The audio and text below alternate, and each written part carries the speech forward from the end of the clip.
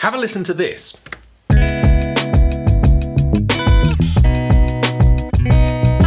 Nice simple track, guitar, bass, drums, but it sounds a little artificial, a little unfinished until I do this.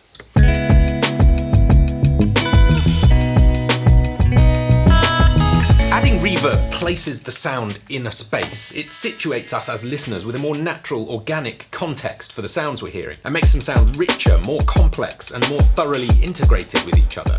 But why? Technically all we're doing is messing up the sounds, making them less distinct and harder to hear clearly. It's a weird contradiction, but from old churches to modern software reverbs, a sense of ambience has always been a factor in music making, and it's one we're going to explore as thoroughly as we can in this episode of The Story of the Sound, with the help of a few friends who each know a thing or two about reverbs, having designed some of the best ones out there. I'm even going to try and build a reverb or two myself, so keep watching. My name's George Rees, I'm glad you're here. Let's get going. We need some time to figure out what's going on.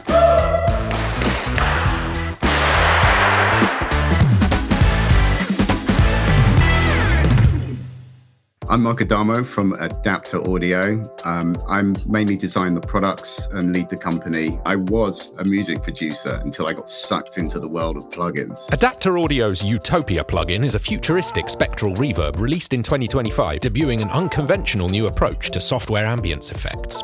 My name is Niklas Odelholm, and I work with product design here at Softube. So everything from algorithmic to visual. Niklas was responsible for the SAR 1 True Stereo Algorithmic Reverb plugin, as well as more than a few other classics across 20 plus years at Softube. My name is Per Larsson, and I'm a programmer and founder here at Kilohearts. In addition to a free algorithmic reverb, Kilohearts also make Convolver, a third software reverb method using pre-recorded profiles of real spaces.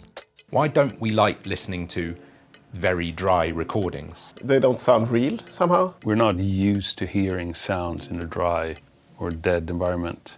If you've ever been in an anechoic chamber, you know how it's a very weird environment to be in and try to speak to someone. It doesn't sound like your voice is reaching anywhere because everything is just completely silent, completely dead. The first thing you do is go, something's not right. Your hairs creep up on the back of your neck, like, hang on, I can't feel where I am in a room. My voice isn't reflecting off anything. From the beginning, we want to make something sound as if it's in a room with the reverberation that's going on in a cathedral or a recording room. Many years ago I shot this music video in York Minster, a big cathedral in England. The audio was not recorded live in the space though, because it's very tough to control and balance an acoustic that way. 500 years ago it was the best way, the only way to elevate and deepen the sound of our songs and prayers, but the effect was very dependent on the relative positions of the listener and the sound source, as well as of course the building itself. Modern music, particularly with greater emphasis on percussive elements, can get lost in a space like this if you can't separate the recording of the ambience from the direct sound. So we want to understand how better to manage the addition of this ambience, this space. And we'll get there. It's a pretty wild journey, in fact. But first, what exactly is reverb?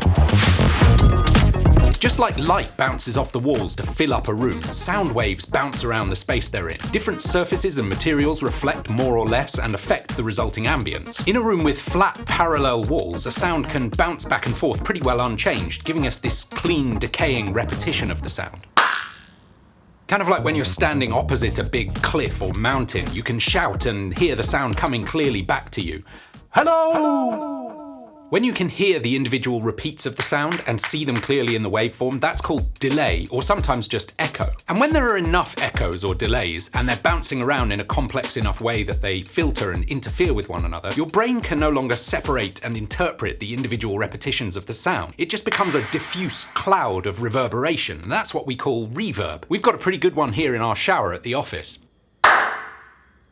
And this brings us to the first rest stop along our journey through the history of reverb, the first technology which allowed recorded music to separate its live, real-world room ambience from the desired mixed reverb, the echo chamber.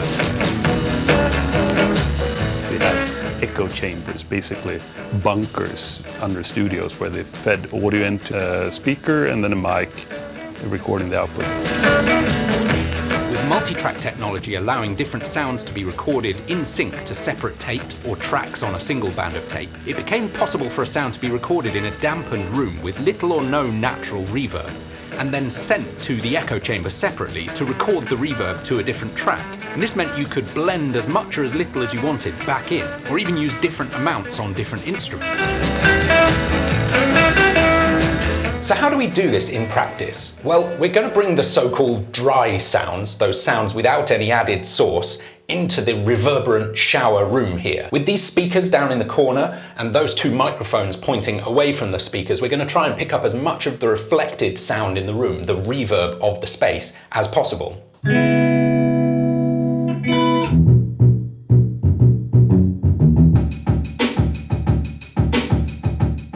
Now we've got wet tracks for each of the instruments, which can be blended to taste with the dry tracks. Here's the drums, the bass, and the guitar.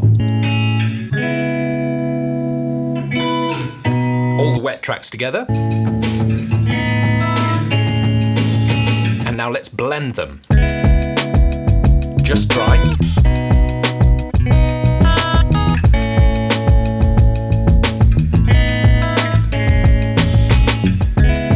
This way we can have just a little,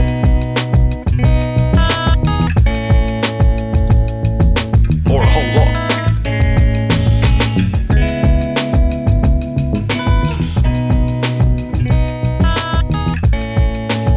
And whatever we decide to do, we've got a whole lot more control here than if we tried to record those sounds in the acoustic itself, directly in the shower. And there's also the added benefit that our room sounds unique. A great echo chamber was a huge draw for a recording studio because it could impart a special, recognizable sound quality to a recording that couldn't be replicated anywhere else. In essence, having echoes is not a bad thing.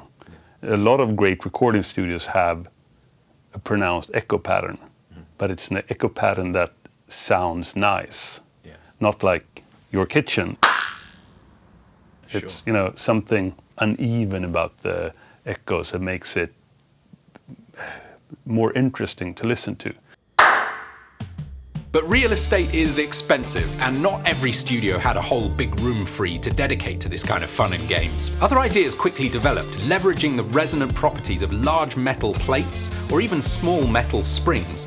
In the same way as you could send a recording through a reverb chamber, you could send it through a vibrating metal sheet, using conductive speakers and contact microphones to make the sound propagate not so much through the air as through the solid material with its special resonant qualities, and use that as a wet sound. Some really good plate reverbs were perceived as the perfect premium treatment for things like vocals and snare drums because of their bright, shimmering sound qualities. And a lot of guitar amplifiers, even to this day, feature a physical spring reverb. It's almost like an instrument in itself, where you send the sound through some vibrating springs, and that sort of creates a kind of very crappy, kind of distinct reverb. And if you just kick the cabinet, then the springs will start vibrating, so you can actually just play the amplifier.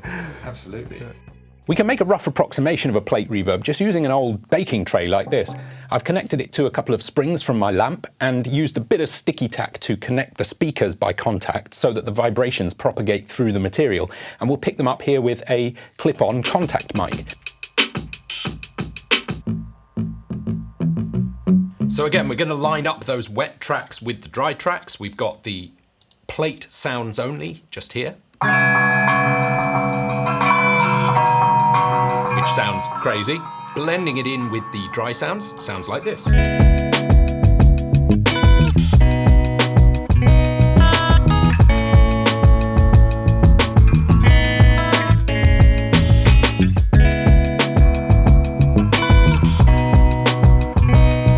It's quite a junky example, but again, we've got a unique and interesting ambience that's extending the character and interest of our tracks and making them live in a space together. It doesn't really matter if things are real or not real.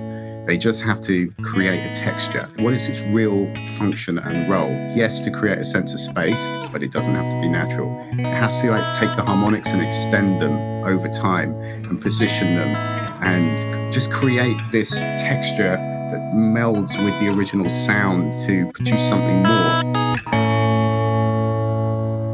But these physical, mechanical reverbs could be bulky, expensive, and fragile. And by the 70s and 80s, even newer ideas were becoming reality, from tape echoes and bucket brigade delays to rack-mounted digital algorithmic reverbs. Studio ambience management tools were becoming smaller, more affordable, and more reliable. And these things dominated the sound of their time, from the reverb-drenched power ballads of the 80s to the tight, whippy shine on turn-of-the-century pop hits. I remember once talking to a producer of some hits from the 90s, and he turned in his studio and pointed to a rack-mounted digital reverb unit and called it the sound of money.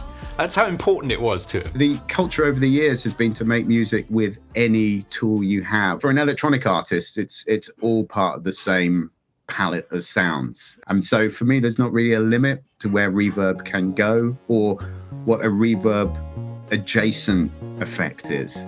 And, you know, who cares at the end of the day? If it sounds good, it is good. Which brings us pretty much up to the present day, with software allowing us to do more or less anything we can imagine with reverb, and all on consumer-grade home computers and laptops. With the limitations of cost, physical size, and computing power all either gone or at least massively expanded, where can we go next with the concept of reverberation, of ambience in music? Algorithmic reverbs, they're the sort of black magic in our field. Even if you know all the math, even if you've done all the equations, you're only sort of halfway of getting to a good sounding reverb. There's something more that needs to be in that algorithm, the black magic. Algorithmic reverb uses a feedback delay network. Yeah. So you have lots of delay lines, and as time goes on, you send an impulse through it.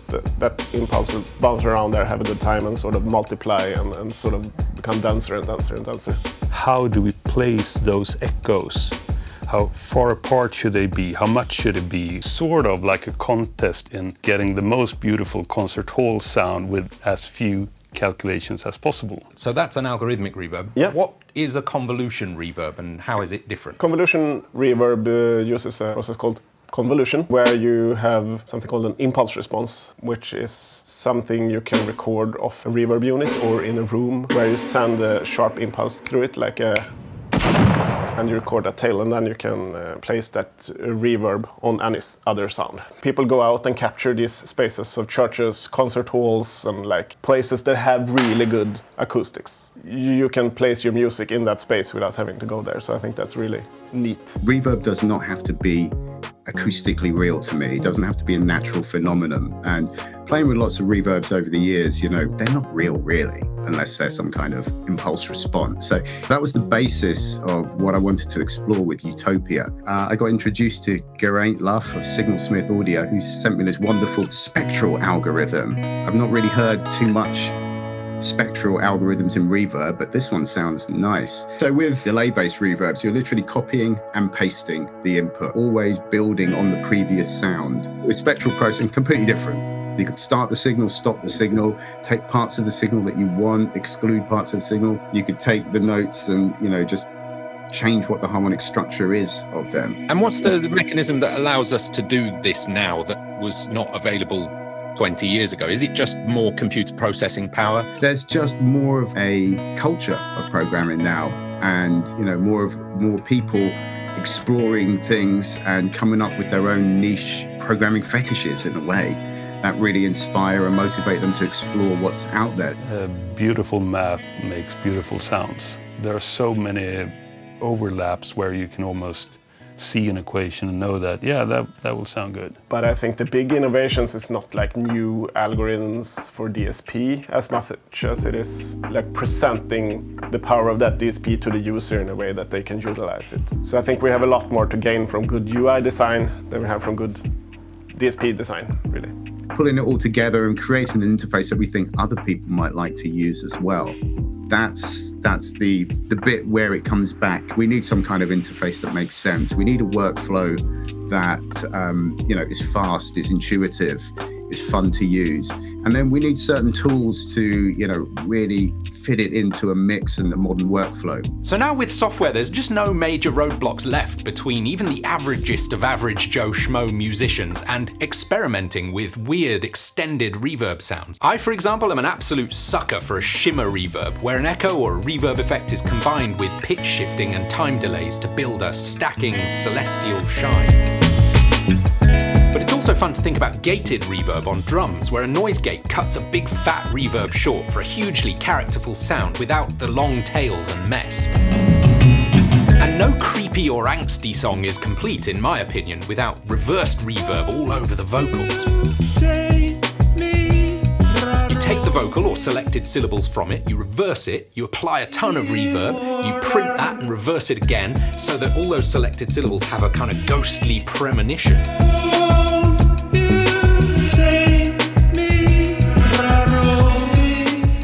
The only question in my mind is, building on what is a practically prehistoric sonic phenomenon, what extraordinary new sound is next? Share your ideas in the comments below. And while you're there, do please feel free to give the video a like. It really helps us with the old algorithm. Not a reverb algorithm, of course, a YouTube algorithm. You know what I'm talking about. All the positive buttons, we really appreciate it. Subscribe, share, show your friends this interesting video. You didn't watch all the way to the end because you were bored, did you? Thanks again for watching, and we'll see you again next time on The Story of the Sound.